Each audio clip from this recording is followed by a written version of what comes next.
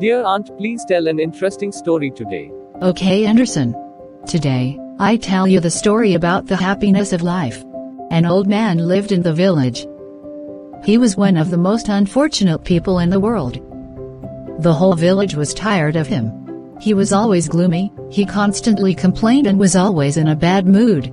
The longer he lived, the more vile he was becoming and the more poisonous were his words. Oh no, what would be happen next? People avoided him, because his misfortune became contagious.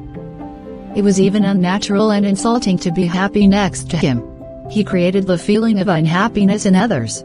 It means he was a bad person. Unfortunately, but one day, when he turned 80 years old, an incredible thing happened. Instantly everyone started hearing the rumor. What was the humor? An old man is happy today, he doesn't complain about anything, smiles, and even his face is freshened up. Wow, nice. The whole village gathered together. The old man was asked, "What happened to you?" "Nothing special.